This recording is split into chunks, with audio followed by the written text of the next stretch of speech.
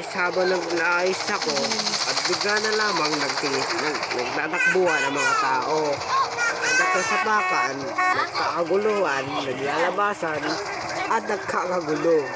Natatawa talaga ako dahil nagsasapakan dito sa syudad namin. Kaya naman tinawagan ko si Coco Bell at wala din daw siyang alam dito kung bakit nagtatakbuhan ang mga tao dito. At bigla na namang may lumapit sa akin na buti na nga lang may baril ako. Kaya siya ang nasapak. Kaya naman dali-dali na ako umalis. Baka ako ba ang madamay sa kahuluan. Hindi ko alam ang nangyayari ngayon guys sa city namin. At tingin nyo guys at kakagulo na. At may mga helicopter na dito. At nagpusibabaan sila pag nakikita nila ako. So, hindi ko alam ko ba matiging galit ba sila sa akin. Hindi ko alam guys kung ano nangyayari sa city. At biglang na lamang sumasabog ang mga kotse, motor at iba pa sa GTA. At di namin alam ang dahilan kung bakit nagkakaroon ng mga tao. Dahil pa siguro to sa korupsyon. Ay guys, siguro na sa korupsyon. Nagkakagulo mga tao kayo dito. Ayun guys, mutik na. May sa hanap ko. Ayoko na dito. Guys, sobrang mahal ang kotse ko. Hindi ko ito pwede mabayaan dahil may tinatago ako mga kotse. So, hindi ko nga alam guys kung bakit nagtago ng mga tao. Bigla na lang nakakita ko na may sumasabog at iba pa. Kaya naman, dali-dali na ako tumakbo at nakita ko ang isang pagligot ng kotse at marami ang namatay dahil sa insidente na yun. Kaya naman tumakas na ako at minamangga pa ako. Kaya naman tumakas na ako. Wala akong makagawa dahil maraming nakakata ngayon dahil sa korupsyon. Guys, nakasuhan pa ako. Kaya niya 1 star ngayon oh. Ang daming pulis, nagsasabugan. Ano nangyayari sa GP? Ano nangyayari sa syudad namin guys? Guys, di ko maintindihan yung mga nangyayari. Bigla na nagliliyaban mga kotse. Dahil ka ba ito sa corruption? Kaya ka rin nagkaroon sa corruption, mga pulis. Mga boss yung mahabol sa akin. Kailangan lang talaga magtago. Holy shit! Guys, masiraan ang kotse ko. Kailangan ko na matataguan.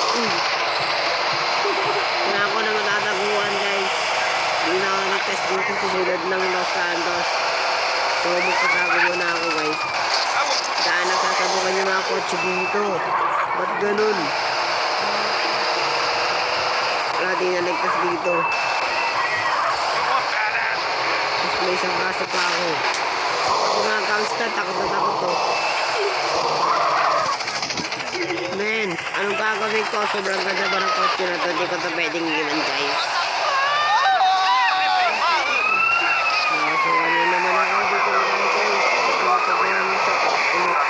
Dito din tayo. Nasundan.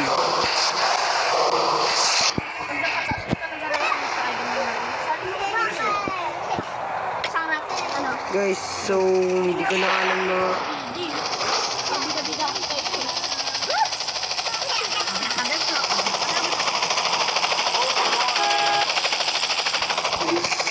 dito may mga points na rin. So ito na ngayon nangyayari sa city guys. Nagkakagulo ang mga tao at hindi ko alam kung ano ang dahilan nila.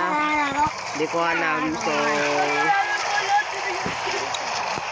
hindi ko alam yung dahilan nila kung bakit sila ganun at kung bakit mga sira-oro to, bakit nagkakaganto, baka broken sila, hindi kaya nagkakaganto sila.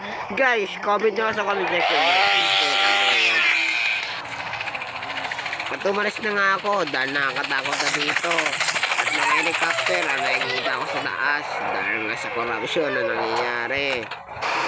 Guys, tignan nyo nangyayari sa city guys. Mga gangster, naibag-labag na sa mga polis. Kaya yung ibang gangster, natakot na. Isa na ako doon guys, tumatakbo. Man, ingat tayo sa kotse.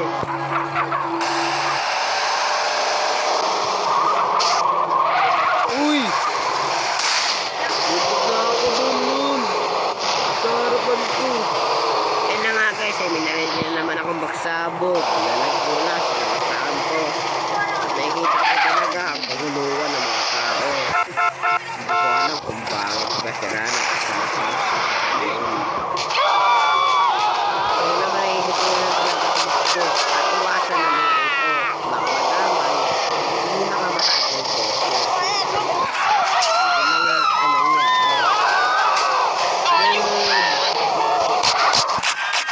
What the? Ayoko na! Yung kotse ko!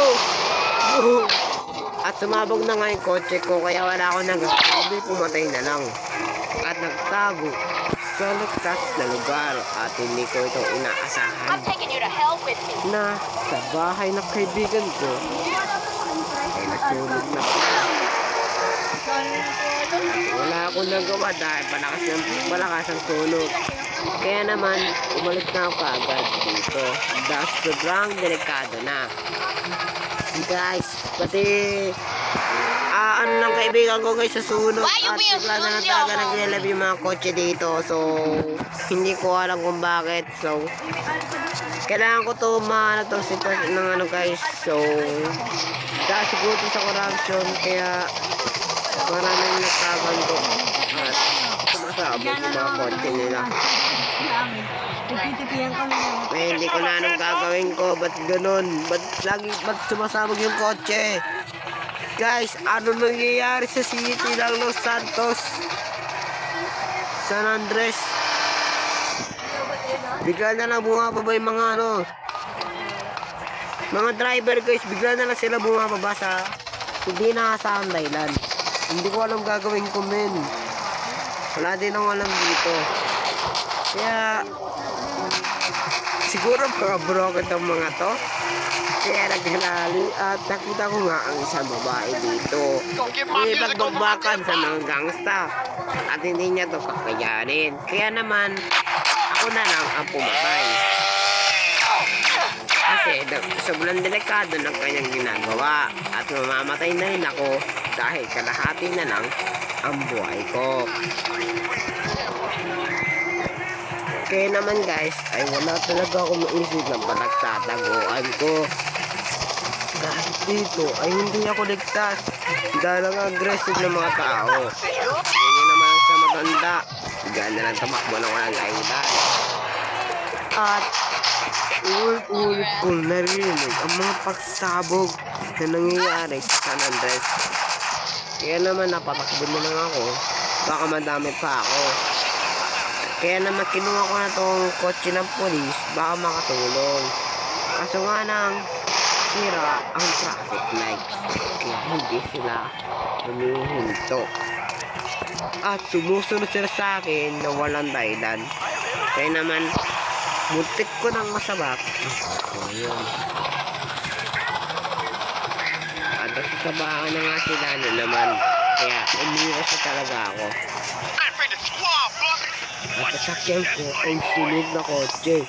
Kaya naman di ko ito pinuhay dahil sobrang delikado at isa na ako sa mga inosenteng tao na tumatakbo San Andres. At hindi ko alam ang aking gagawin dahil sunod-sunod ang mga pagsabog na nangyayari sa lugar namin. At wala na nagtas dito. Kailangan ko na talagang umalis sa San Andres, Los Santos. Guys, hindi ko na alam ang aking gagawin dahil marami na namatay at nabalitang ayun na nga. So bigla talaga nag-live yung mga kotse nila kaya wala akong masakyan guys. Yung kotse ko guys sa damay, nasunog. Na dumikit lang sa sunog guys, tas yun na, wala na, babay na.